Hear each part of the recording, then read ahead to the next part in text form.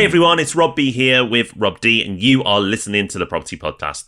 Now, through the Sunday Times and Ask Rob and Rob, the questions that we get asked the most are always around leasehold.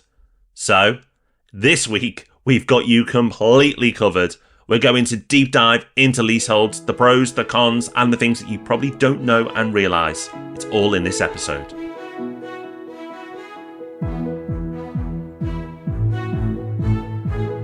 Welcome to the Property Podcast. Thank you for joining us. If you don't know, we buy over £100 million of property for our clients every year. propertyhub.net/invest is the place to find out about that. And on this show, we like to bring you everything you need to know to be a successful property investor. And that involves understanding leasehold. You can't write leasehold off. 40% of all properties in the country are leasehold. So it's something you need to know about. And there have been some major changes in this area recently. So stick around and we'll tell you all about it. It's time for our news story of the week now, and you may be expecting a market update episode this week, and rightly so, because this is what we promised, and this is what we normally deliver at this time of the month. But as we're in the run-up to the election now, we wanted to delay the market update by another week so we can bring you even more analysis of what is happening with the election and what it means to you as a property investor. But that doesn't mean the rest of the world isn't ticking along and other things are happening in the market. Rob, we always have house price reports. They all continue to be published, even during election season. And last week we reported that Nationwide had reported growth of 0.4 in the last month. So that's quite positive after a couple of months of falls, very modest falls. But overall, Nationwide house prices are up this year by a small amount. But Halifax have released their data, and it's painting a slightly different picture. Yeah, house prices are up, down and flat over the last month. Any questions? Halifax is showing them down 0.1 and Zoopla are saying flat. So they're basically the same thing, really. So you've got a range there of 0.1 fall to 0.4 rise. Let's face it, none of it is headline grabbing. No, I think that's the point, really. We had a couple of months that seemed a bit weird because everything seemed to be improving, except house prices suddenly started going down, according to the indices. But we are still in the realm of very small movement, so I don't think there's anything too much to read into any of this. I think the interesting detail for me was in the Zoopla report, which is saying that there is basically more supply, more homes for sale than there have been for ages. And a third of that supply comes from properties that were originally listed last year and didn't sell, then got withdrawn from the market and relisted. And of those that were relisted, the price of nearly half of them has been cut by at least 5%. So I think what this shows, Rob, or what this implies to me, is the market may be finding its level. Sellers may be getting realistic, realising that the home is not going to sell for the same today as it was back in 2021. And that's positive for the market because it means transactions are going to happen. And it means that once the election is out of the way, it's possible that we'll get a bit of a bounce and things will push on. We will see. But next week, we will bring you all the election news, how it's impacting you as property investors and the overall economy. Because if the economy does well, then property tends to do well. And if the economy does poorly, then property tends to do poorly. It's all interlinked. And next week, we'll do our best to summarise all the big news that's coming out and help you make better decisions as a property investor. Over the last couple of years, whenever property has been in the headlines and it hasn't been to do with house prices, it's mostly been to do with leasehold. And leasehold has been in the news for a couple of reasons. One is that a lot of owners have been struggling with their service charges. Service charges have gone up and cladding issues have affected a lot of blocks. The second reason is leasehold reform. Politicians have been for years working slowly away on making some big changes to the leasehold system. And we have had countless questions in to ask Rob and Rob saying, I want to extend my lease or I want to buy this property, but all this is going on in the background. What should I do? Well, finally, we are in a position to answer those questions. In this episode, we will tackle all of that head on. We will tell you exactly what changes to leasehold mean for you. And if you have concerns about your service charge, or you're even put off the idea of buying a leasehold property altogether because of some of the stories you've heard around service charges, we've got practical solutions for you there as well. So a lot of ground to cover, but before we set off on this journey, Rob, let's not leave anyone behind. Let's start with making sure we're all clear on what leasehold actually is. Yeah, well, let's explain what leasehold is and freehold, the other term that you here mentioned as well. So freehold is probably what most people are used to.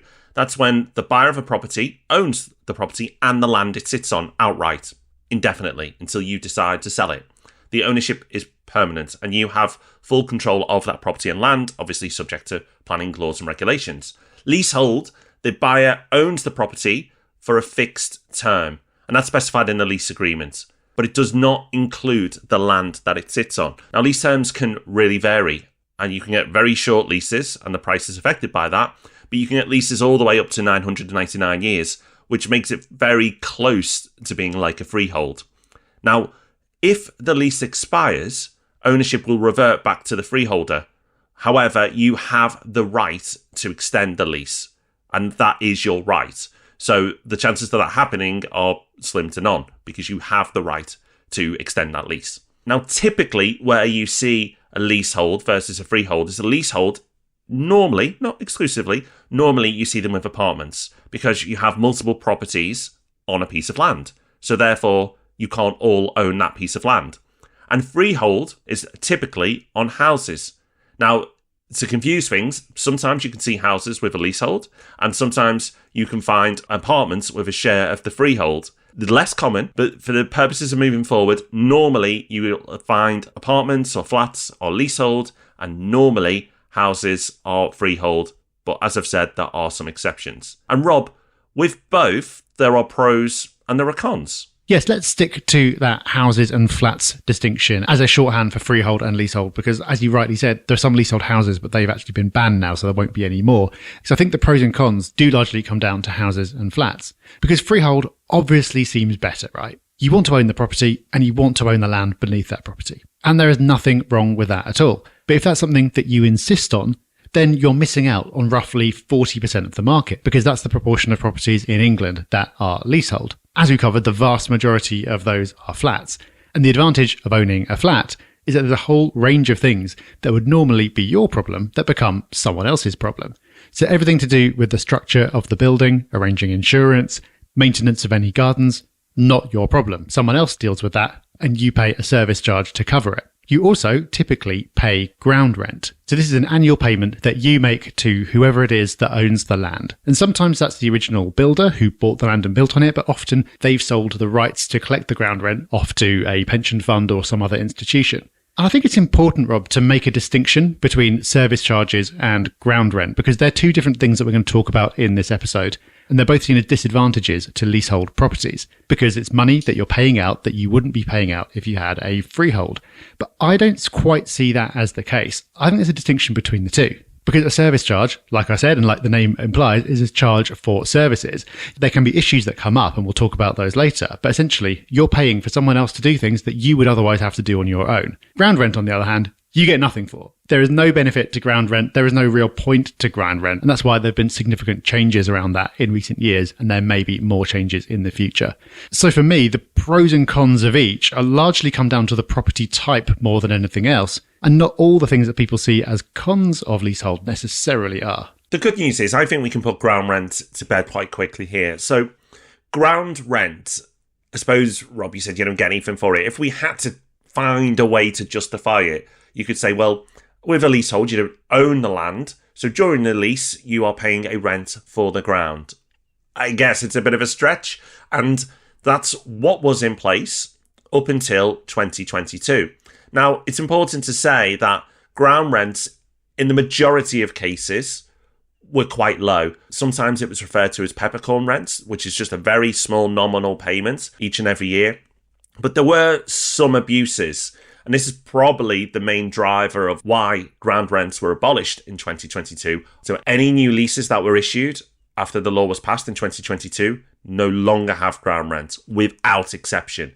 If you buy a property with a lease before the law was introduced in 2022, then the chances are it still does have a ground rent. Doesn't mean that you should be put off purchasing it. You just need to check.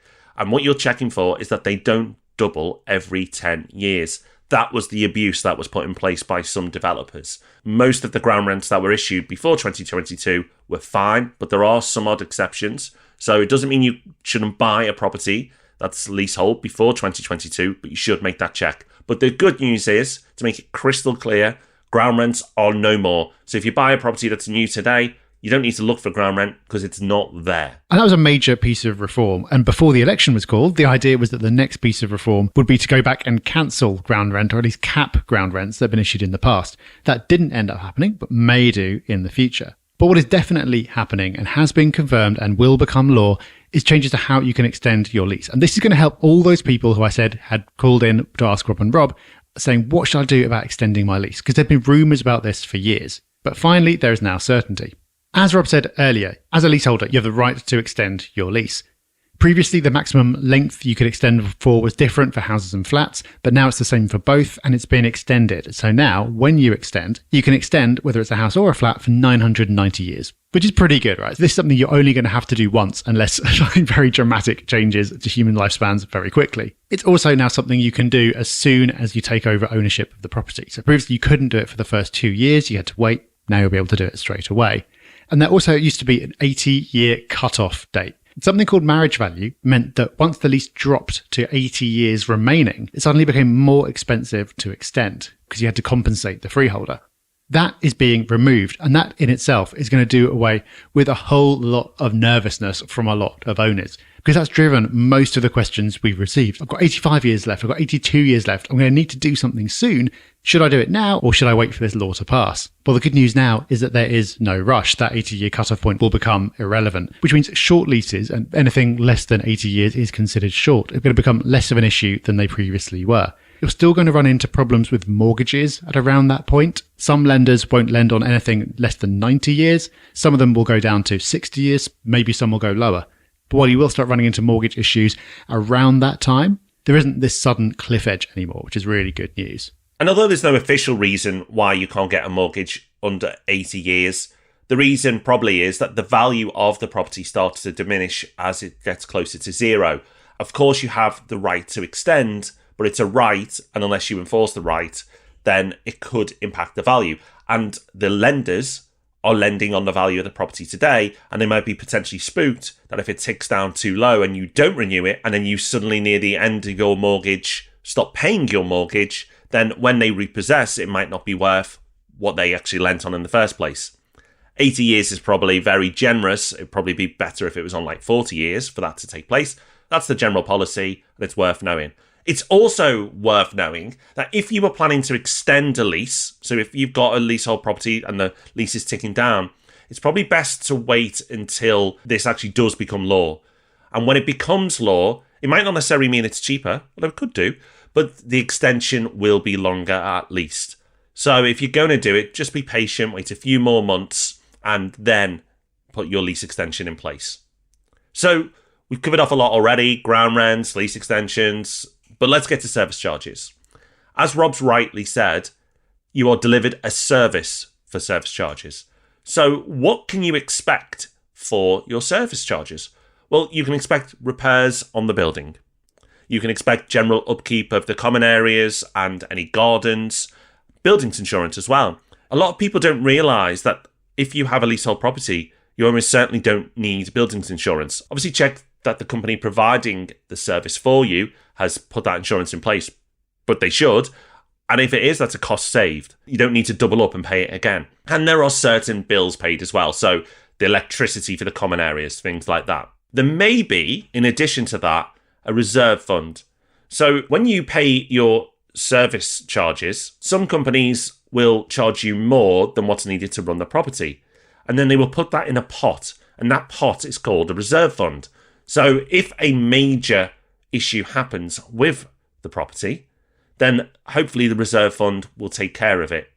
If something major happens with the property and the reserve fund isn't big enough, you may need to pay an additional amount to have those works done. So if you've got a property and there's some damage to a hallway, then hopefully the reserve fund should cover that. If the roof collapses, then it probably wouldn't. So slight extremes there, but hopefully it gets the point across. Rob, a big concern of people who've not invested in a leasehold property before is service charges increasing, and increasing to a level that makes the investment unviable. Yeah, so I think at this point, we've dispensed with ground rent, right? We've said ground rent is now not a thing. And if you do have to pay it historically, as long as it doesn't have one of these nasty doubling clauses, you're all good. We've covered off the concern around lease length and spoken about the improvements that are going to happen there. And then you presented what service charges are supposed to do. And I've got to say that I've been lucky enough that I haven't had any really bad experiences, and I own a fair number of leasehold properties. But people do have bad experiences, and a lot more people haven't had bad experiences, but are concerned about the possibility of having bad experiences. And like you say, service charges increasing out of control is probably the most common one. I think at the moment it's something that people are particularly sensitive to, because I've seen that when service charge bills for the coming year have come in recently, they have been higher. And that's because everything's got more expensive. If your service charge bill's gone up by 20% over the last couple of years, then, well, that's pretty much in line with inflation. Everything has got more expensive. But I think a lot of people have seen these higher bills coming in, and it's reawoken fears around service charges spiralling out of control. The good news is that the same leasehold reform that we spoke about earlier, which will be coming into law, has extra transparency requirements around service charges. We don't know the detail of this yet, but management companies and freeholders are going to be required to give you more information about how service charges are calculated, so you can have confidence that they're not ripping you off. But you do, as a leaseholder, already have rights in this regard. So when you receive your service charge bill, there should not be any mystery about what this amount is for. It should basically show you a budget. So each line item should be broken down. So it'll be like this much for insurance, this much for upkeep. And there should be a reasonable amount of detail there, showing you what the total cost for the block or the development is, what your share of it is, what it was last year, and what it is this year. If you don't receive that information, then you have the right to request it. And if you receive that and you don't like what you see and you ask questions around it and you don't get satisfactory answers to those questions, then you can, if you want to, take it a step further and ask to see original invoices and receipts. There's a legal process for all this stuff, and if you want advice around any of it, there is an option there too, which we'll tell you about a little bit later on. So what happens if you don't like your management company or don't agree with them, or both? Well, you do actually have some rights. Leaseholders have the right to manage. And it's basically in the name. You have the right to take over management of the service charges and either run it yourself or dictate who runs it for you. To make this happen, you'll need more than 50% of leaseholders to vote for it. And if you get that vote, you can have the right to manage. Now, if it's a smaller block, this is probably easier to achieve. But I've seen it happen with larger blocks as well. So it is something that you have in your back pocket that you can utilise if you are unhappy with what's being delivered by the company that is maintaining and managing your block. Now, that is a big step to take. Leaseholders can also just band together and form a residents association, which can hold the management company to account more effectively. So as a group of residents or owners of properties in that building, you can have that association, challenge the charges that are being issued, challenge the work that is being done. Doesn't give you rights, but it does make you a pain. And if you become a pain, they're more likely to get things done for you. So you've got the big option, which is the right to manage, which has been done many times, and I've seen it done many times. Or you can take it a step below that and have the residents association, but with the power and peace of mind, knowing that if the association doesn't work and you don't get the changes through that you want, you can then go on to do a right to manage. So these are all good options to have, but let's say that you haven't done that yet. And suddenly one of those fears of people who are nervous about leasehold comes true, and you end up getting a gigantic major works bill dropping through your letterbox. We said earlier that you pay your service charge for all the day-to-day costs of running the block, and there may be a reserve fund in there. So you might be paying a bit each year towards any major expenses, so there isn't suddenly a bill when they become due. But maybe you haven't been paying that, or maybe there is something exceptionally expensive that hadn't been budgeted for. What can you do in that situation? Well, there are rights that you have around major works as well. So the law is that if major works will cost more than £250 per leaseholder, then there has to be a consultation. So they have to write to you and say, we're planning to do this thing, here's why we're planning to do it, here's how much we think it will cost, etc., etc. At that point, you can make observations. And in many situations, you can also nominate a particular contractor if there's someone who you want them to approach for a quote. This is a really complicated area with lots of exceptions and detail, which is not worth getting into on a podcast because it'll be exceptionally boring for everyone. But what it boils down to is that ultimately there is a route to go to a tribunal if something is being pushed through that you think is either outrageously too expensive or not necessary in the first place. And I think that's an important point to take away from this whole discussion. People often have the idea that leasehold as a system is fundamentally unfair. And there's no doubt that leasehold is a bit weird and a bit outdated, and most countries have a different system. We in the future will probably have a different system. But it doesn't mean that it's just a free-for-all and you don't have any rights. In all these areas that you've been through, as a leaseholder, you do have a very specific set of rights. There are processes that freeholders have to follow, and there are procedures that you can follow to challenge decisions that you don't think are right. And help is available as well. A resource that I've used in the past and that I found really helpful is called the Leasehold Advisory Service. It's an organisation that's publicly funded for the benefit of leaseholders, and they offer a few different things. They've got a website which has got loads of information on. I will say not presented in the most brilliantly user-friendly way, but it's there and it tells you what to do in all these situations. But they also offer free telephone and written advice. So if you are having an issue with your service charge or anything else to do with owning a leasehold property, that's probably the best place to go for help. I think it's important to understand that things going wrong are rare. As Rob said, he's not had any issues. Very lucky you, Rob. I have had some, but on the whole, it's been the minority. And the majority of my portfolio are leasehold properties. So it's rare. That's important to understand. And things have improved, like no ground rents, for example. The fact that you can do right to manage if things do go sour. There are scare stories out there, but the reality is somewhere probably in the middle. There is sometimes hassle that goes with it, just like there's sometimes hassle that goes with freehold. With a freehold, if the roof caves in, you've got to sort it. You've got to assemble the building team. You've got to make sure that there are good builders. You've got to look after all of that. With leasehold, yes, it's not great, but somebody is going to manage that process for you. So there are pros and cons to both. There is no best. It's just what's best for you. But actually, I'd say a mix of both in your portfolio should be fine. It's not that Rob and I love leaseholds. What we love is apartments that are well managed by the management company that provides the services, because that is the most hands-off option. And that's what's most important to us. You may be hands-on, so you may prefer to have a house. That's absolutely fine. But by understanding all the detail, all the complexities, and actually getting rid of some of the mistruths that are out there, now you've listened to this podcast, you should be in a better position to make a decision.